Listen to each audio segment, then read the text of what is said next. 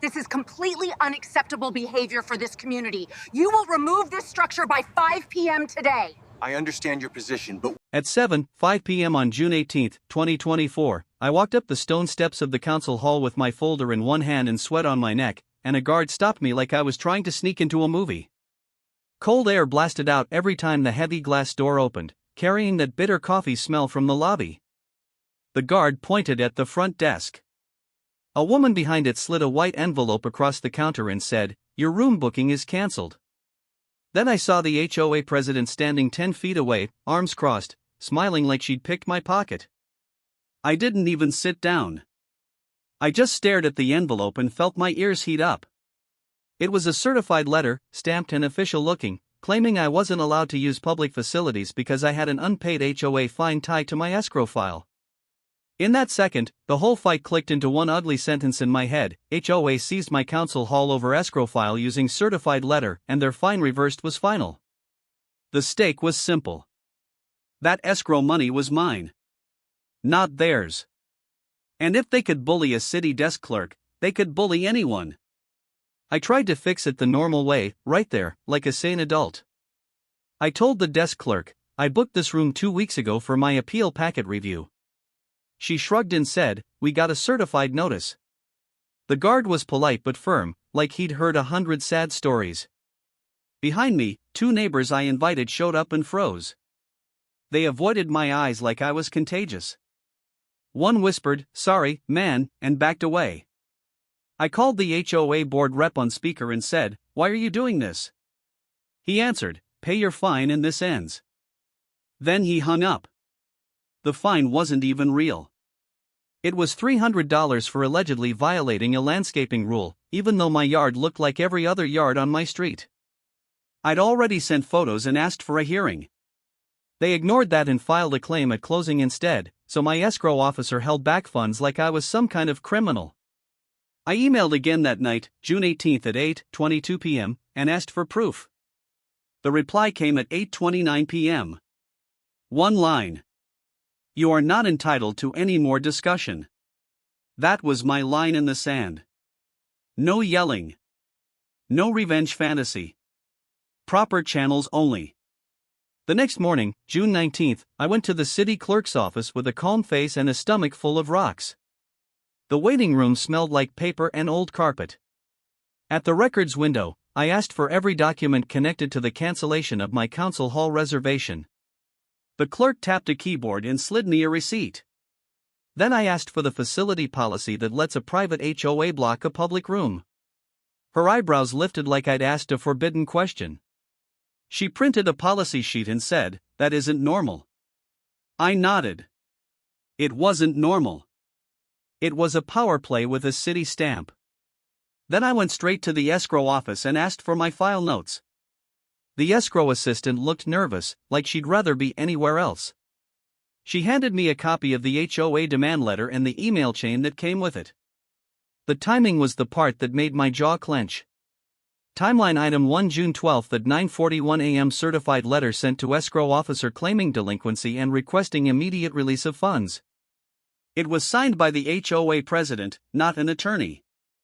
It listed violations that never happened. It also mentioned my council hall booking like she'd been stalking my calendar. By June 20, my kitchen table looked like a crime show, but cleaner. I lined up photos, emails, and call logs in a binder. I printed my yard photos with date stamps. I printed my original hearing request, sent May 28 at 6:10 p.m., plus the read receipt. I printed the council hall booking confirmation, plus the payment receipt for $35. I pulled the certified mail tracking, too, and the signature block showed it was mailed from a storefront 2 miles from the HOA clubhouse. That detail made me laugh once, sharp and joyless. Even their official letters came from a strip mall. On June 24, I filed a public records request at the clerk counter, and the staffer handed me a thick packet with a red stamp and a sticky note that said copy. The file landed with 86 pages. It included internal notes from the city facility desk, and one line jumped out. Caller claimed resident is barred due to outstanding legal lien and requested immediate cancellation. Caller refused to provide case number. I also asked the city for the list of who had authority to issue bans from public rooms. The answer was short. Only the city, after due process. Not a homeowners group with a clipboard and a grudge. The payoff wasn't a prank. It was a meeting they couldn't dodge. On July 2nd at 9:00 a.m., I showed up to the city's administrative review hearing with my binder and a calm smile that felt glued on. The HOA president walked in late, wearing a bright blazer and that same smug face from the council hall lobby. She told the hearing officer, "He's delinquent. He's a problem." I slid over my documents in order, like I was dealing cards. The officer watched the tracking record, the policy, the booking receipt, and the escrow notes. Then she asked the president, "Where is your lien case number?" News travels fast in a neighborhood, even when nobody wants to talk.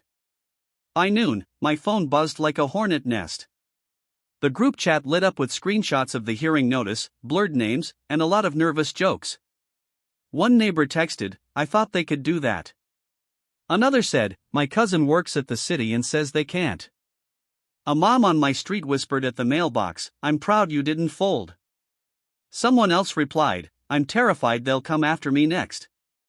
Two teens stood across the street pretending to scroll, but they were filming the HOA president walking out early, lips tight, eyes forward. Even the guy who always defends the board muttered, "This is messy," and walked away fast. The authority flip came down like a plane stamp, not a dramatic speech. On July 8 at 3:30 p.m., the city's hearing officer issued a written decision. The fine was reversed and removed from the HOA ledger, and the escrow hold had to be released within 5 business days. The officer cited the lack of due process, false statements in a public facility request, and improper use of certified mail to pressure a third party. She also noted the HOA had no legal power to restrict access to city spaces. Patterns of false reports can be prosecuted. The decision ordered the HOA to reimburse my council hall fees and cover my filing costs, which came to $210. That's when the whole mood in our community changed, and you could feel it like the air shifted. People stopped shrinking. At the next HOA meeting, chairs scraped louder, like folks weren't trying to be invisible anymore. Phones were out in the open, not hidden under jackets, recording the agenda. Nobody cheered. They just watched closely. When the board rep tried to talk fast, someone said, "Slow down." "Say it again." Another homeowner asked for votes to be read out loud. A neighbor I barely knew slid into the seat behind me and whispered, "Thanks for taking the first punch." The HOA president sat stiff, blinking hard, like she couldn't believe the room had stopped feeding her power. After the decision hit, peace came back in small, real ways. On July 12, my escrow officer emailed me confirmation that the hold was released and my funds were sent. That same day, the facility desk called and apologized for canceling my council hall reservation. They offered a free room booking for my next meeting, which made me laugh because I didn't want a meeting. I wanted quiet. The HOA had to send a correction notice to all 108 homes, explaining the fine was reversed and the demand was withdrawn. The board rep started sounding less like a boss and more like a guy reading from a script. And inside the neighborhood, you could see the second shift happen, slow but clear. People started waving again, like they'd been holding their breath for months. A retired couple began walking their dog past the clubhouse without looking down. Parents talked in small groups at the bus stop instead of scattering. Homeowners shared tips in the chat, like how to request records and how to appeal a fine the right way. Phones still came out sometimes, not for drama, but for proof. The bully lost oxygen because everyone stopped giving her quiet fear. It wasn't loud. It was steady. It was people realizing the rules work better when you actually use them. On August 1, 2024, I sat at my kitchen table and wrote the date on the last page of my binder. I didn't do it to relive the mess. I did it to close it. I thought about that cold blast of air at the council hall door and how small I felt for about 5 seconds. Then I remembered the hearing officer's stamp, the clean reversal, and the way the HOA president couldn't talk her way out of paper.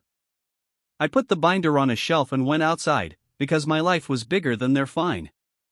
If you enjoyed this, hit like, subscribe, and share. Was the HOA wrong? Drop a comment.